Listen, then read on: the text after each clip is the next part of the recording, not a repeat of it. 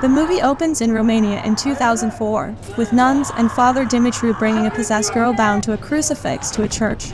She speaks loudly in an unfamiliar language as Dumitru begins the exorcism. The girl's screams pierce the air, and the scene abruptly cuts off.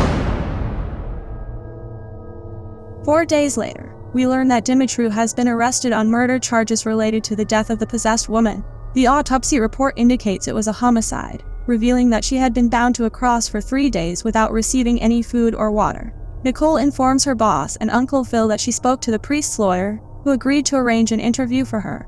Phil, aware of her motivations, remarks that he understands she sees it as another opportunity to criticize faith, emphasizing that it won't bring her mother back.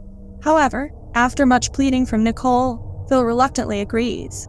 Upon reaching Romania to cover the story, Nicole questions Dumitru about not receiving support from the church, to which he expresses that he anticipated it, as they never approved of his methods. However, his actions were never for the church, and he was doing it for God and his congregation. Nicole inquires why he believes the woman was possessed, and he reveals that she had confided in him about a sexual experience she had in Germany. According to him, this act led her to question her faith, making her vulnerable to becoming a target. He is convinced that his seduction was influenced by the devil, emphasizing that demons are everywhere, always waiting for an opportunity. Nicole mentions the accusations of him crucifying the woman, and he clarifies that they did it out of necessity. The demon, aware of their intentions, had become violently resistant to Adelina, so they took her to the church, as they wanted her to feel as close to God as they could get her. It took time, but they eventually obtained the name of the demon possessing her. He acknowledges dealing with an exceptionally powerful demon, capable of invoking the names of God and Mother Mary. Only by the end of the 3rd day did he sense the demon starting to weaken and give up. However, at that time the bishop had arrived there and had stopped the exorcism. The moment he looked into her eyes, he knew the exorcism was over, but the demon, witnessing the conflict, lost concern, leading to the tragic outcome of the possessed person's death on the way to the hospital. With more time, her life could have been spared.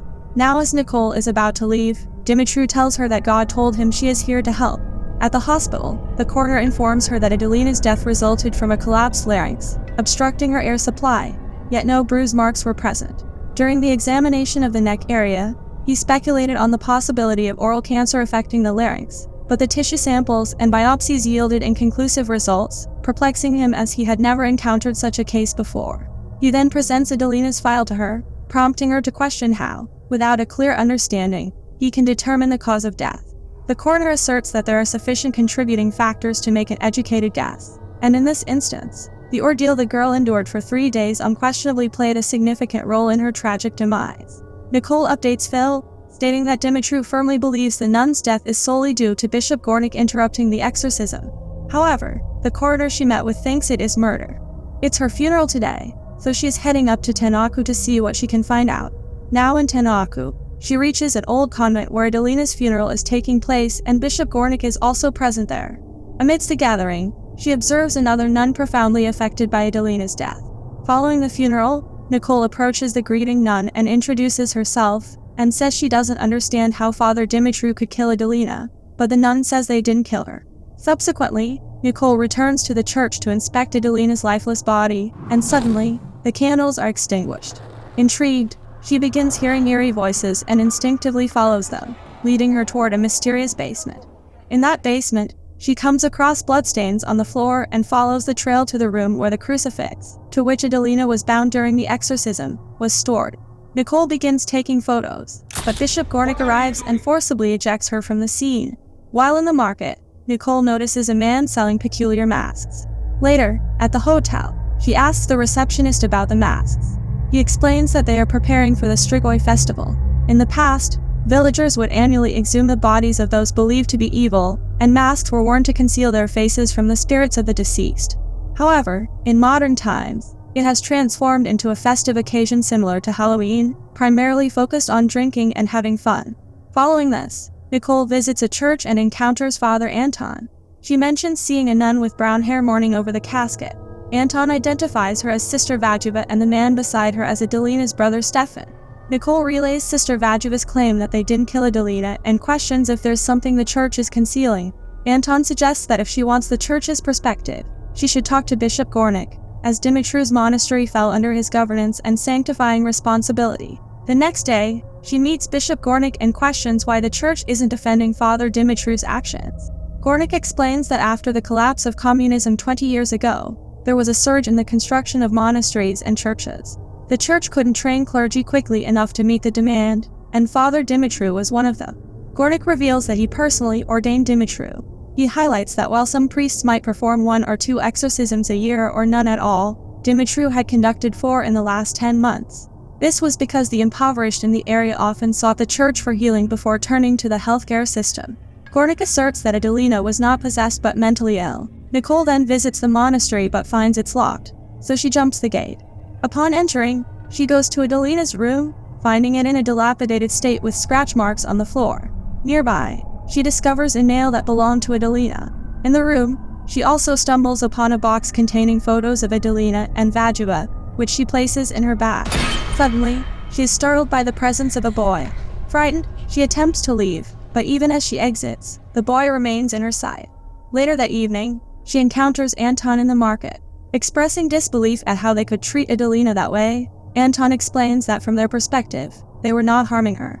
He elaborates on the stages of an exorcism, emphasizing that each one is unique. The first stage is known as the presence, where it's crucial to identify the demon to cast it out.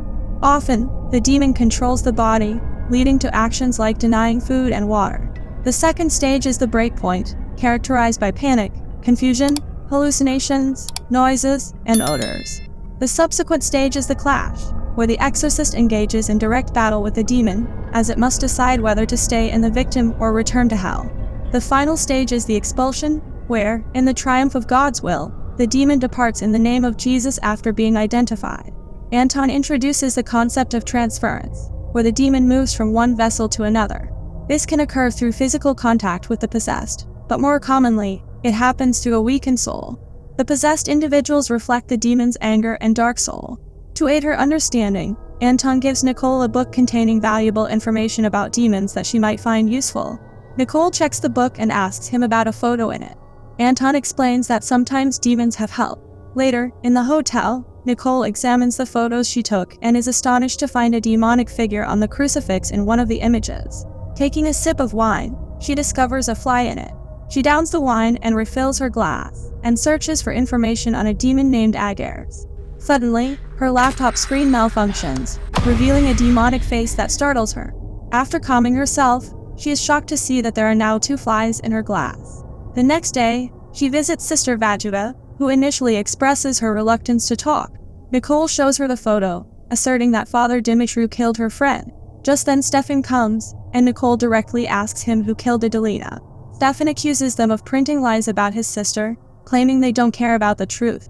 Nicole insists they want to help, and Vajuva interjects, stating that the demon killed Adelina and spoke to her.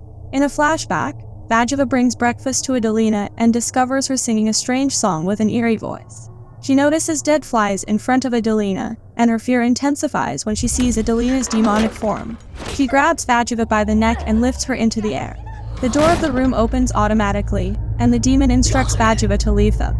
Stefan tells Nicole that Adelina had spent the last year in Germany, working as a nanny for a family that had adopted 2 kids from the orphanage. Before taking the job, she underwent a complete psychological exam at the request of the German embassy, passing it successfully.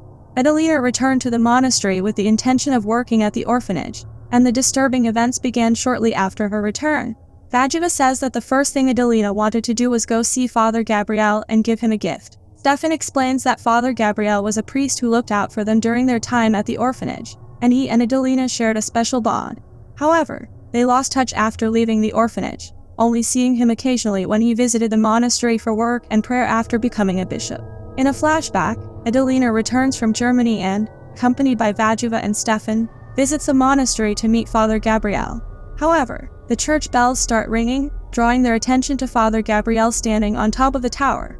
In a shocking turn of events, he jumps from the tower, tragically taking his own life. Vajuva shares that they were all devastated by Father Gabriel's suicide, but Adelina took it the hardest. In the aftermath, Vajuva would often find Adelina in the church, crying. On one occasion, when they were all heading in for Mass, Adelina refused to go inside, giving the impression that she could see someone there who frightened her profoundly. One day, Vajova discovered Adelina sitting on the floor of her room, chanting something. As Vajova approached her, she witnessed a startling sight, a spider emerging from Adelina's nose.